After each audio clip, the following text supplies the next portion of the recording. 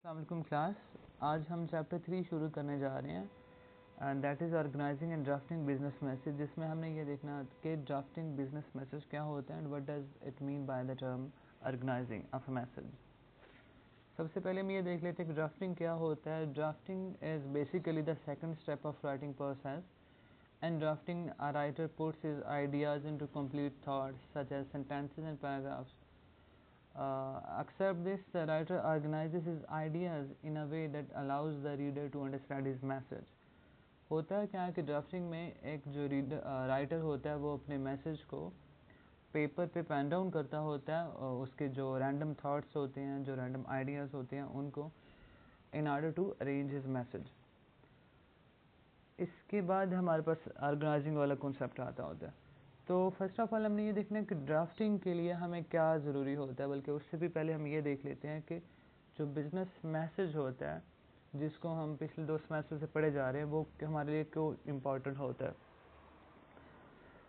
आप देखते हैं कि आजकल जो टेक्नोलॉजी का एरा है, in this advance technology era technology, lots of people believe that they will never require to write on the job. हम में से बहुत से लोगों को ये लगता होता है कि इस ड्यूरेशन में या इस एरा में हमें तो लिखने की ज़रूरत ही नहीं पड़ेगी, हमें तो कम्युनिकेशन की शायद उस कदर ज़रूरत ना पड़े जितनी शायद पहले होती थी, लेकिन ऐसा बिल्कुल नहीं होता। The truth is however that business, technical and professional people in this digital age are exchanging more messages than ever before. The more quickly you can put your ideas down and more clearly you can explain what needs to be said, the more successful and happy you will be in your career. जितना अच्छी आपकी communication होगी, जितना अच्छा आप लोगों को मुतासर कर सकते हैं अपनी कम्युनिकेशन के साथ, अपनी राइटिंग स्किल्स के साथ, अपनी स्पीकिंग स्किल के साथ, उतना ही आपकी प्रमोशन के लिए, आपकी वर्क प्लेस के लिए, आपकी क्रेडिबिलिटी के लिए वो चीज़ें उतनी ही उसको इन्हेंस करती हैं, उतनी ही अच्छी होती है। अब हम आते हैं ड्राफ्टिंग की तरफ। ड्राफ्टिंग के लिए हमारे पास जो सबसे पहला एलिमेंट होता है दैट इज़ कॉल्ड रिसर्च। कि ड्राफ्टिंग के लिए हमने रिसर्च करनी होती है। रिसर्च क्या होती है, रिसर्च की कितनी टाइप्स होती है, हम अभी देख लेते हैं। Research is basically the collection of information about a certain topic. कि आपके पास कोई एक टॉपिक होता है, आपने उसके मुतालिक इंफॉर्मेशन इकट्ठी करनी होती है, और वो इंफॉर्मेशन आपने कहाँ से इकट्ठी करनी होती है, उसके डिफरेंट सोर्स हो सकते हैं। उस इंफॉर्मेशन को इकट्ठा करने के कलेक्शन ऑफ इंफॉर्मेशन के कुछ टाइप्स होती हैं। इनफॉर्मल रिसर्च होती है, फॉर्मल रिसर्च होती है, जो कि हम आगे तक डिस्कस कर लेते हैं। But in order to study the term research we have to notice this why the research is important. कि रिसर्च क्यों ज़रूरी होती है।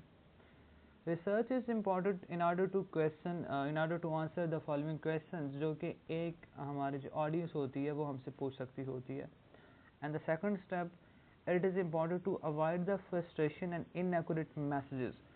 कि इससे पहले कि आप ऑडियंस के सामने अपना मैसेज डिलीवर कर दें और वो इनएक्यूरेट हो और वो उल्टा फ्रस्ट्रेशन का बायस बने, इससे बेहतर है कि आप पहले रिसर्च कर लें, अपने पहले टॉपिक को स्टडी कर लें, उससे रिलेटेड जो इन्फॉर्मेशन है उसको कलेक्ट कर लें, फिर जाके आप अपनी कम्युनिकेशन, आप अपना मैसेज लोगों को प्रेजेंट करें।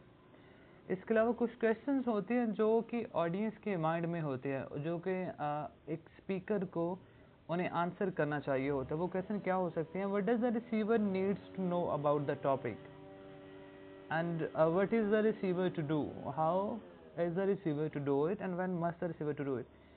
कि जो रिसीवर है वो इस इंफॉर्मेशन का क्या करेगा, वो इस इंफॉर्मेशन को कहाँ पे यूज़ करेगा, कैसे यूज़ करेगा, या फिर यूज़ करेगा भी कि नहीं।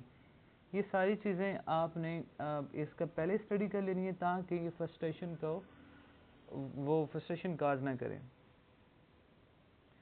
अच्छा, इसके अलावा हमारे पास as I have mentioned earlier कि 2 टाइप्स होती हैं रिसर्च की। इनफॉर्मल रिसर्च होती है, फॉर्मल रिसर्च होती है। इनफॉर्मल रिसर्च क्या होती है? Basically it's a routine task and it involve such as researching data from emails, memos, letter और प्रेजेंटेशन। इसके अलावा आप इंफॉर्मेशन कहाँ से इकट्ठी कर सकते हैं? You have to search your companies file, talk with the boss, interview the target audience, और conduct an informal survey. Remember this is informal survey, not formal. Except this you can brainstorm for your ideas कि आप अपने ideas की brainstorming कर सकते हैं, उन पर रिसर्च कर सकते हैं, उनको एक एग्जैक्ट फॉर्म में ला सकते होते हैं। इसके अलावा हमारे पास फॉर्मल रिसर्च आती है।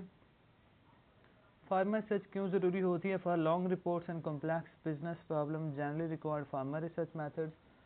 जो आपकी लॉन्ग रिपोर्ट्स होती हैं और आपके जो बिज़नेस प्रॉब्लम्स होते हैं जो कि बहुत ज़्यादा कॉम्प्लेक्स होते हैं, उनको फार्मर रिसर्च की ज़रूरत होती है।